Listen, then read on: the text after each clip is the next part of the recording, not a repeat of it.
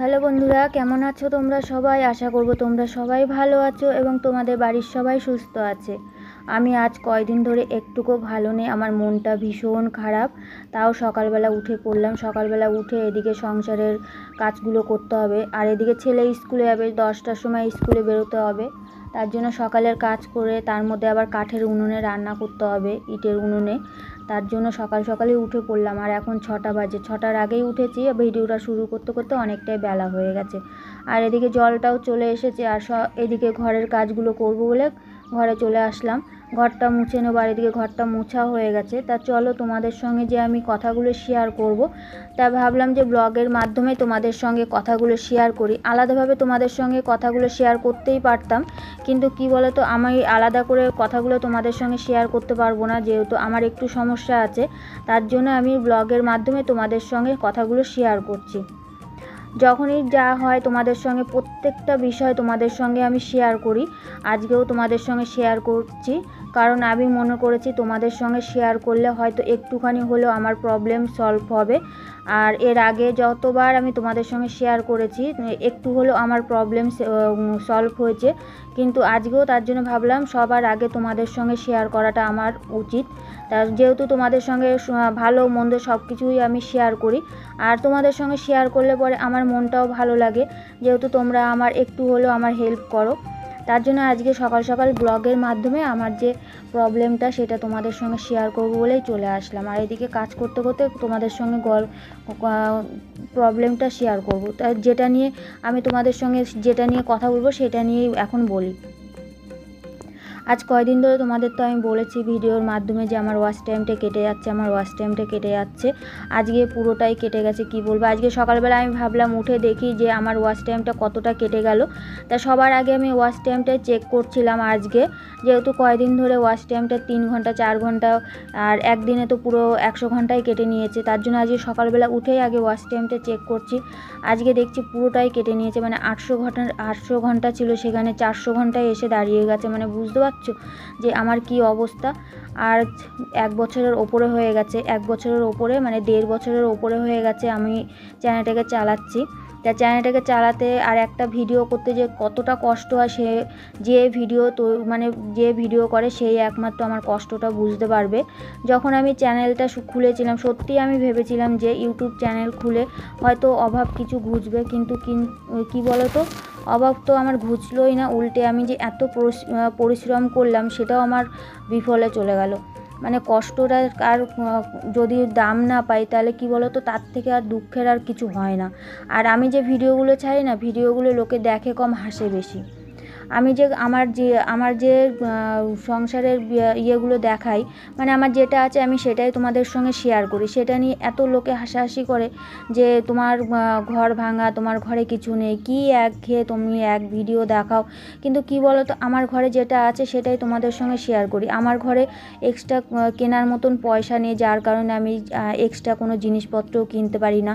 তার মধ্যে দেখো আমার তো গ্যাসটা শেষ হয়ে গেছে। একটা গ্যাস যে কিনবো সেটা কেনার মতন আমার পয়সা নেই। আর তোমাদের দাদাভাই যেটুকু ইনকাম করে ওই ডাল ভাত খাওয়ার মতনই আমাদের ইনকাম, মানে তোমাদের দাদাভাই করে নিয়ে আসে, সেই দিয়ে কোনো রকম চলে। আর সেটাই তোমাদের সঙ্গে সারাদিন যা কাজকর্মগুলো করি সেটা তোমাদের সঙ্গে শেয়ার করি। আর আমার ভিডিওগুলোতে কী বলো তো, আমি বুঝতে পারছি আমার ফুল ভিডিওতে একদম ভিউজ আসে না, তার জন্য হয়তো আমার ওয়াচ টাইমটা কেটে নিচ্ছে। আর 1 বছর হয়ে গেলে, শুনলাম যে 1 বছর হয়ে গেলে তারপরে এমনি অটোমেটিক বলে ওয়াচ টাইম কেটে নেয়। আবার কেউ বলছে ওয়াচ টাইম কাটে না। মানে কি বলো তো, আমার মাথাটা পুরো হ্যাং হয়ে যাচ্ছে। আর কয়দিন ধরে পুরোটা আমার ওয়াচ টাইমটা কেটে নিয়েছে, তো আমার একটুকুও ভালো লাগছে না। তোমরা একটুখানি আমাকে হেল্প করে দাও।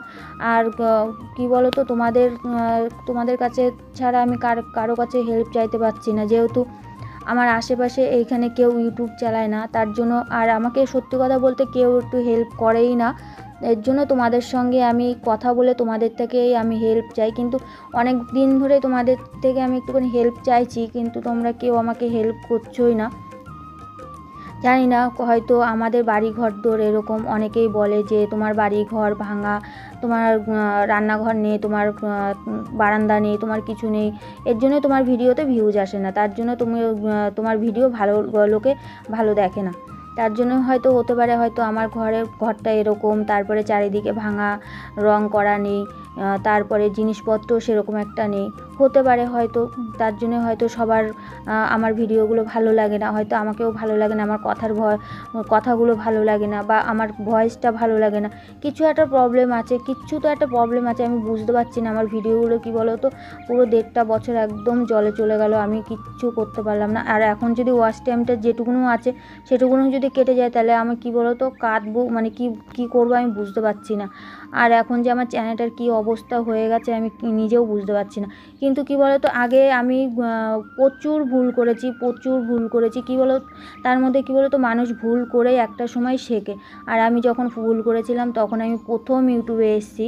আর ইউটিউবে মানুষ যখন এসেছিলো, প্রত্যেকটা মানুষ কিছু না কিছু ভুল করেছে। আমি হয়তো থাম্বনেল দিতে ভুল করেছি, ভয়েস দিতে ভুল করেছি, তারপরে ভিডিওটা বানাতে ভুল করেছি, এডিট করতে ভুল করেছি, কিছু না কিছু ভুল করেছি, যার কারণে আমার ভিডিওতে কপিরাইট পড়েছিল, প্রচুর কপিরাইট পড়েছিল। আর সেই ভিডিওগুলো আমি 100টা ভিডিও আমি পুরো ডিলিট করে দিয়েছিলাম। আর পরে শুনি যখন যে কপিরাইট পড়ে গেলে কপিরাইট তোলা যায়, কিন্তু আমি সেই জিনিসটা আমি বুঝতে পারিনি, তাহলে আমি এতগুলো ভিডিও ডিলিট করতাম না। তা এত কষ্ট হচ্ছিল 150টা ভিডিও ডিলিট করতে, আর একটা ভিডিও এডিট করে পুরো তৈরি করতে আমার ঘাম ছুটে যায়। আর আমাদের ঘরে তো যখন আমি ভয়েসটা দিই তখন আমার এত গরম লাগে, আর কি বলবো, আমাদের ঘরে জানলা দরজা বন্ধ করে দিয়েই করতে হয়, আর চারি সাইডে আওয়াজ আসে, তার জন্য এত পরিমাণে আমি এতটা কষ্ট হয় কি বলবো। তোমাদের সঙ্গে আমি যে কষ্টগুলো তোমাদের সঙ্গে শেয়ার করি, তোমরা কি বলো তো ভিডিও কম দেখো আর আমার প্রতি হাসো বেশি।